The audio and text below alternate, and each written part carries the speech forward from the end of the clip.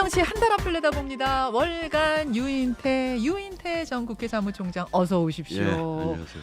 이게 오실 때마다 어디 한 군데씩 이렇게 밴드를 붙이고 오시고 막 뭐 기부스를 하고 오시고 좀 다쳤어요 또 여기. 또 다치셨어요? 예. 건강하셔야죠. 이 나이 되면 그래. 총선 선거운동 첫날 오셨습니다. 아 그렇구나. 그러니만큼 뭐 오늘 판세를 뭐 가볍게라도 여쭙지 않을 수가 없네요. 네. 어떻게 보십니까? 근데 뭐 한 달 앞을 내다보기는 뭐 조국 당이 난 저렇게 뜰 거라고 상상도 못했는데 이런 데 나와서 떠들 자격이 있는지 모르겠어요. 유 총장님이 상상을 못하셨기 뭐, 때문에. 못했기 때문에. 그리고 저렇게 뜨는 현상 자체가 네. 이해가 안 가고 그런 상상력을 가진 사람이 무슨 한 달 앞을 내다보고 또 방송에 나와 떠들 자격조차 있는지. 근데 너무 자책하지 않으셔도 되는 게 그 예측한 사람이 거의 없어요. 전문가들 중에 방송 평론가들 중에 예측한 사람이 거의 없긴 하니까 굉장히 이례적인 돌풍인 건 맞죠. 그 얘기 잠시 후에 좀 지금 할까요? 지금 해볼까요? 아예 뭐 판세 얘기 나왔으니까 우선 민주당의 지지율이 지금 상승세를 그리고 있고 국민의힘의 지지율이 하락세를 그리고 있고 요거는 동의하시죠? 예, 맞습니다. 그거에 대통령이 큰 기여를 하셨으니까. 대통령실 리스크라고 생각하세요? 그거 아니면은 그럴 리가 있어요. 한동안 숨어 있다가 갑자기 호주 대사하고 황상무수석 그거야 뭐 대통령이 시킨 건 아니지만 하여튼 그 수석의 발언하고 해가지고 저렇게 된 거. 근데 사실은 갑자기 그게 돌출된 건 아니고 2년간 한 게 있잖아요, 대통령이. 그러니까 그 심판론이라고 하는 거는 뭐 대통령을 숨긴다고 심판론이 사그라드는 건 아니잖아요. 그만큼 2년간 축적돼 온 건데 워낙 이재명 대표가 공천을 그냥 무슨 옛날 어디 무슨 기묘사화 하듯이 사화 일으키듯이 그런 식으로 하니까 조금 뭐 그게 가려져 있다가 이제 지나니까 거기다가 또 그 대사를 또 임명을 해가지고 저렇게 일을 더 키워놓은 거죠. 가려져 있다가 그게 수면 위로 원래는 축적도 있었던 2년간 축적이 된 거 아니에요. 축적됐던 게 폭발했다 이렇게 보시는 거예요, 총선 앞두고?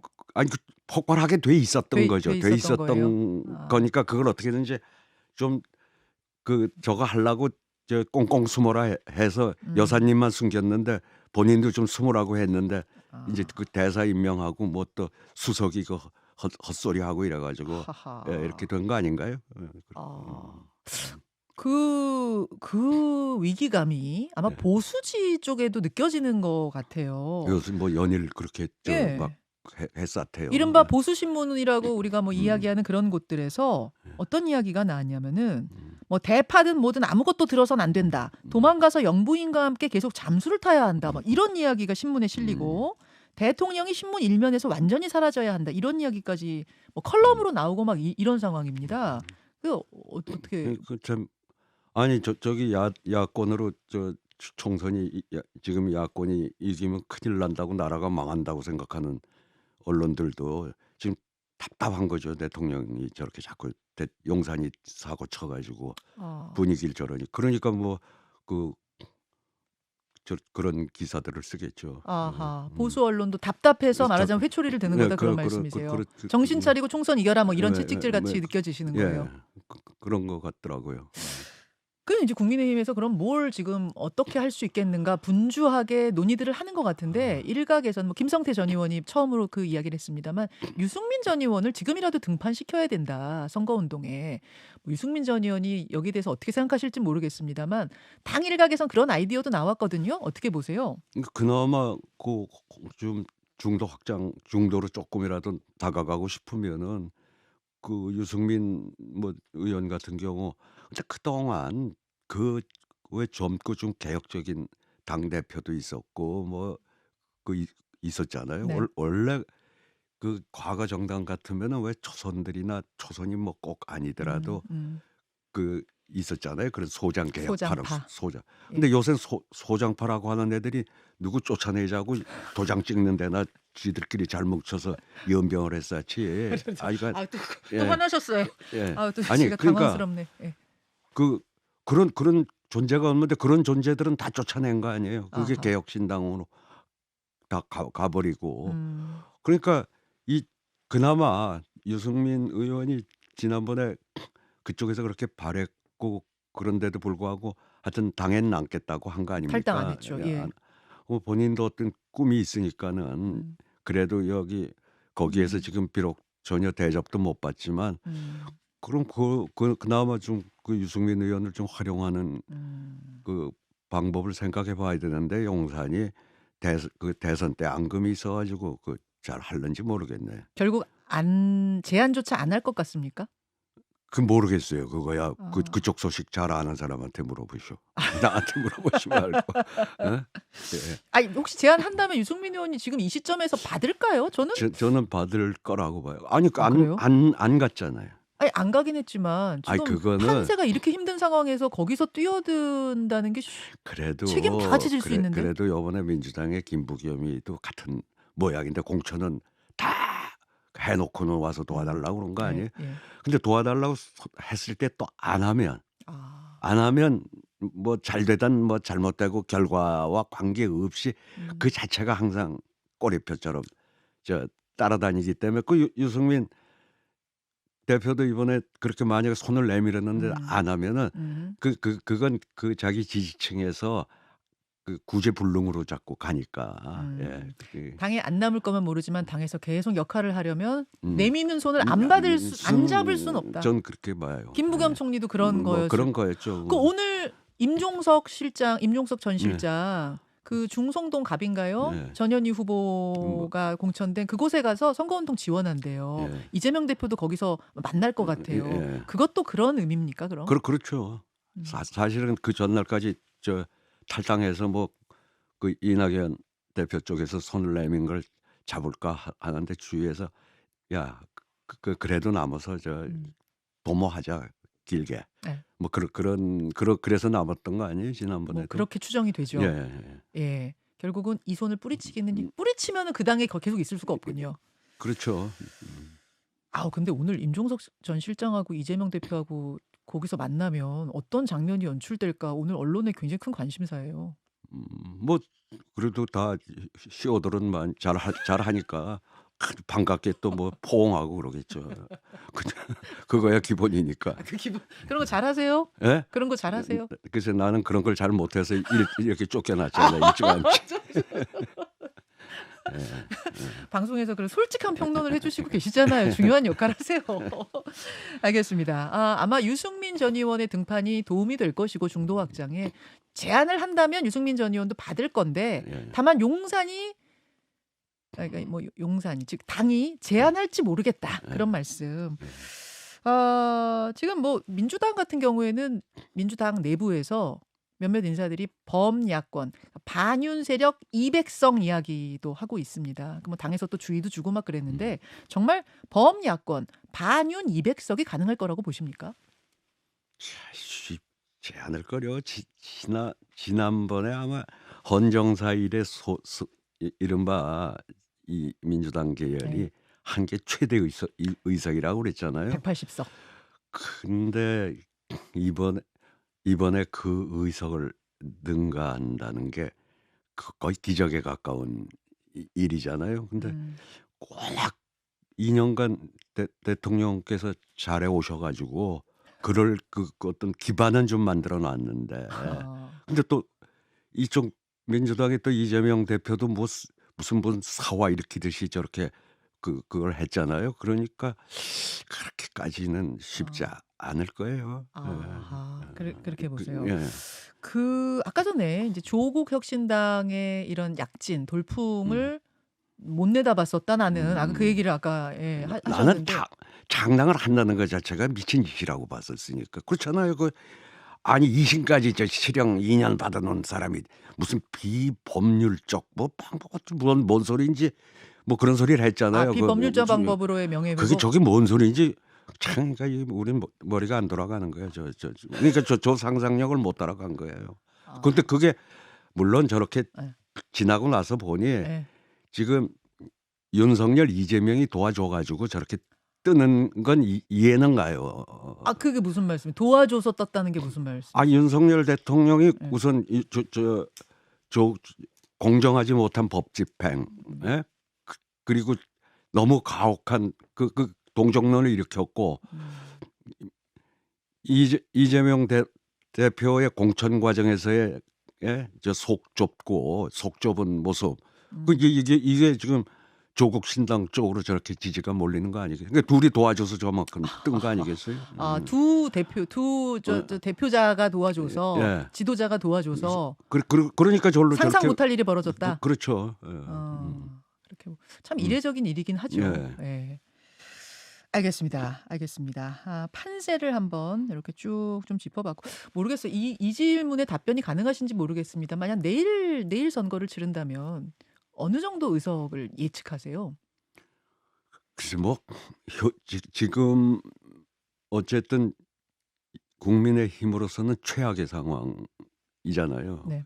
가령 뭐 저 의정 그 예. 갈등도 예. 전혀 진전이 없고 오히려 더 강대강 대치로 가고, 근데 제가 보면 아직도 한 2주 가까이 남았으니까 아마 총선 전에 저 문제는 뭔가 가닥이 잡히지 않겠냐. 저렇게 오래 끌 수는 없을 테니까. 저 풀릴 거라고 보세요? 워낙 강대강이고 2,000명에서 꼼짝 못한다 이 얘기를 연이라고 있는데. 아니, 글쎄 그대로 가진 않을 거예요. 뭐 이거 안 풀면은 좀 그 조금 그게 어떻게 되든 풀리면은 네. 조금은 이제 형편이 나아지겠죠. 조금은 그러니까 지금 아주 바닥이라고 보시는 거예요. 현재는 바닥이라고 보세요. 봐야 되지 않겠어요? 한동훈 비대위원장이 막판 스퍼트를 좀 올렸다고 그럴까요? 어제 큰 공약 하나를 기자회견, 이 정책으로 기자회견 연 거는 처음이라고 그래요. 기자회견을 열어서 발표했습니다. 뭔가 하니 국회의사당의 세종시 완전 이전. 지금도 국회 이전 작업은 이루어지고 있어요. 진행 중이긴 합니다만 6개 정도의 상임위는 국회 여의도에 두고 그러니까 뭐랄까요? 분리하는 뭐 이런 작업이 진행 중인데 그거 말고 완전 이전을 공약했습니다. 이건 어떻게 보셨습니까? 근데 어제 기자회견 한다고 그래 그 시간에 들어보고 뭐 저거를 지가 어떻게 떠드나. 주들이 계속 막아가지고 못한 거 아니에요? 노무현의 꿈 공약이었잖아요, 저게. 행정수도 이전. 2002년도에 예. 2002년 대선 때 그때 수도 이전이었죠. 예. 그 헌재가 결국 막은 거 아니에요? 저 국회에서 통과한 법을 그랬죠. 위헌 판결을 내서. 그러니까 제가 사무총장 때 하도 저 이해찬하고 그쪽에 세종으로 그 분원이라도 하라고 터는 다 만들어 놓고 네. 설계비 넣으라 뭐 하라. 근데 사실은 그 쪼개서 가는 거는 그건 효율적이진 않아요. 갈라면 다 가고 뭐 상임위를 거기서 열었다. 어떻게 하라는 게 그 이중 생활을 하는 건데 국회의원들 보고도. 네, 그렇죠. 그거는 그 지적은 맞아요. 가려면 아주 글로 옮겨야 되는데 그건 개헌을 안 하고. 근데 개헌을 저쪽이 반대하는데 그게 됐겠어요? 그 잘 됐어요. 그러니까 요번에 예.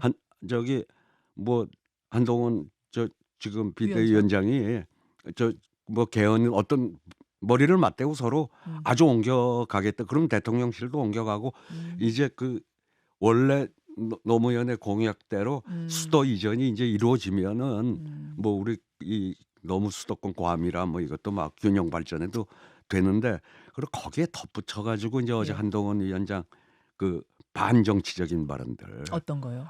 그게 뭐 그 안철수의 새정치 때부터 나왔던 거 뭐 국회의원 뭐 줄이고 세비 깎고 그 말로 맨날 떠들던 정치 혐오 이 편승한 파퓰리즘 참 어제 똑같은 소리 저 여의도 정치 아니 청와대 구중궁궐에 나와 소통하겠다고 용서나서 요새 소통이 잘 되던가요? 그러면 여의도 정치 끝내고 세종 정치는 거 가서도 똑같이 지금처럼 싸움만 하면은 그리고 대통령이 야당 대표도 안 만나면 세종 정치는 잘 된대요. 이런 한심한 작자들 같은 게. 그러니까 야당하고 어떻게든지 제가 어제 공약을 한다면 대통령께 야당 선거 총선 끝나면 야당 대표하고 정기적으로 만남을 제안하겠다. 예를 들어 뭐 이런 공약을 했다 그러면 그야말로 좀 앞으로 정치가 좀 살아나게 협치. 좀 정치가 좀 죽어 있잖아요. 혐오. 협치 정치 정도가 아니라 극단으로 갈라진 거. 뭐 이런 걸 얘기해야지. 뭐 여의도 정치를 끝냅시다. 그 터가 여의도가 잘못 천공이 그렇게 가르쳐 줬는지 모르겠는데 아니 무슨 놈의 여의도 정치 세종 정치고 어디 가나 지금식으로 하면 다 똑같은 거 아니에요. 아 무슨 말씀이신지 알겠어요. 지금 화가 이제 어르신이 화가 많이 나셨는데 제가 좀 정리하자면 여의도라는 공간의 문제가 아니다. 세종이든 여의도든 지금 국민들이 정치판을 바라보는 이 혐오 정치, 극단 정치, 팬덤 정치 이런 거를 끝내기 위한 제안이었으면 좋겠다. 지금 그 말씀이신 것 같고 다만 이제 세종으로 옮기면 이게 많은 것들이 그쪽으로 따라가게 되니까 지역 균형 발전 뭐 이런 취지가 있지 않겠습니까? 글쎄 근데 문제는 하여튼 정치 우리나라 정치가 완전히 아니 역대 헌정에 대통령이 야당 대표하고 2년이 지나도록 안 만나주지도 않고 모든 건 다 저 거부권으로 대응하는 이제 이 정치를 끝내야죠. 끝내려면 그게 먼저지. 그게 뭐 장소가 여의도 정치를 끝낸다고 하면은 예를 들어 한동훈 비대위원장이 이렇게 대화가 단절되고 극단으로 가는 이거를 먼저 제안해서 끊어라. 그게 여의도 정치 종식이지 무슨 등. 알겠습니다. 아니 만약 세종시 그러니까 지금 양당이 다 그러면 개헌하자 하면 할 수 있는 거잖아요. 원포인트 개헌. 그렇죠. 그래서 국회를 이전한다 하면 혹시 대통령실도 이전하고 뭐 헌법재판소도 이전하고 검찰청도 이전하고 이런 것도 가능해요? 그래야 되지 않겠어요? 원래 수도 이전을 하려고 했던 거니까. 맨 처음에는 그 얘기가 나왔었던 거죠. 그리고 어제 뭐 기자회견에서 뭐 워싱턴 D.C.처럼 하는 얘기가 나왔잖아요. 그리고 저 워싱턴에 뭐 그 연방 정부의 주요 기구는 다 워싱턴에 있잖아요. 그렇다면 여기도 세종이 이제 원래 그랬던 노 대통령 공약은 수도 이전이었으니까. 원래 수도 이전이었다가 행정수도 이전으로 좀 축소가 되고 그나마도 막힌 거죠. 위원 결정 때문에 그렇죠. 이제 편법으로 그렇게 했던 거 아니에요. 대통령실까지 다 이전하고 그냥 수도를 이전해 버리자. 그게 어떤 그냥 우리 헌법 말고 관습헌법, 또 관습상도 뭐 문제는 없겠습니까?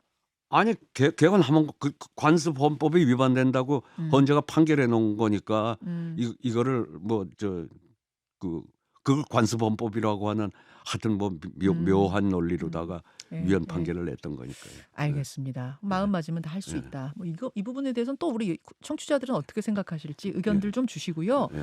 월간 유인태 함께하고 있습니다. 지금 정책에 대한 이야기를 하고 있는데 이재명 대표가 또 냈던 정책 중에 뭐 화제가 됐던 것이 1인당 25만 원씩 지원금 요 제한하는 문제. 이건 어떻게 보셨어요? 글쎄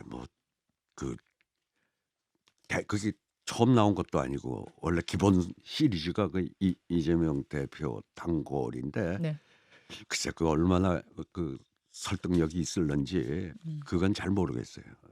얼마나 설득력만의 문제입니까? 아니면은 뭐 아니 아니 재원도 재원이고 하여튼 지난 대선 때도 뭐 그 기본소득 원래 그 이재명 대표 아주 단골 메뉴인데 이번에 뭐 똑같은 걸 다시 비슷한 걸 낸 것 같더라고요.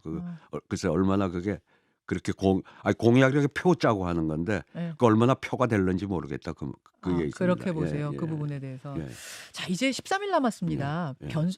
이 얘기하기 전에 지금 질문이 하나 들어왔는데 제3지대 얘긴데요. 개혁신당의 그 양양자 후보가 같은 지역구의 국민의힘 후보와의 어떤 단일화 뭐 이런 것에 대해서 좀 긍정적으로 답을 한 모양입니다. 그러면서 이게 이제 뭐 이준석 대표 나온 그 지역구하고 이 지역구하고의 어떤 뭐라고 해야 돼요? 협상? 딜? 이런 이야기가 좀 나오나 봅니다. 당에서는 물론 공식적으로 지금 부인하고 있습니다만 그 부분을 어떻게 예견하세요? 그런다고 해서 지금 정권 심판론이 이렇게 우세한 강한 속에서 별 실익도 없으면서 명분만 잃지 않겠냐. 저는 그 지역 간의 후보 그리고 그러면 그 천하람이 배지라도 달았으면 좋겠는데 그나마 그 비례로 가려던 좀 마음에 들어 찍어주려고 하던 사람도 그 지역에서 단일화했다 그러면 제가 보면 안 찍을 것 같아요. 비례표에도 영향 줄 거다? 부정적으로? 그러지 않겠어요? 그렇게 했다고 해서 그러면 지금 국민의힘 층이 갑자기 예. 이 보기 싫었던 여기다가 표를 주진 않을 거고 주로 중도 성향의 예.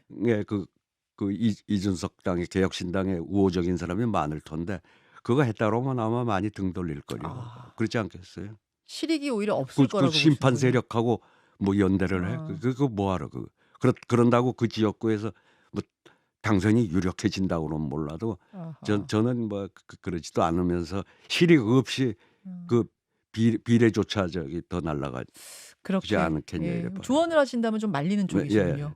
예, 알겠습니다. 30초 남았는데요. 제가 변수 여쭈려다가 변수는 설명은 못 할 시간이 없을 것 같고 뭐를 꼽으시는지만 좀 말씀해 주세요. 13일의 변수. 뭐 이제 실언이죠 뭐. 실언. 이재명 대표 요새도 뭐 자꾸 사고를 좀 치는 것 같대요. 거기도 좀 그 한 번 말을 할 때 더 좀 신중해졌으면 좋겠어요. 말 실수는 다들 얘기하시는 변수고 두 번째는요? 뭐 저 민주당 쪽에 아니 뭐 아니면 다 어느 쪽 상관없이 그냥 총선의 변수. 그건 모르겠어요. 그거야. 음. 저기 말 실수 외에는 13일에 가장 예, 중요한 거는 결국 말 실수군요. 예. 어느 쪽이 됐든 간에. 그게 뭐 그런 경우들을 워낙 우리가 많이 봐서요. 예. 여기까지 월간 유인태 사무총장님 이제 선거 끝나고 뵐게요. 예. 고맙습니다. 예.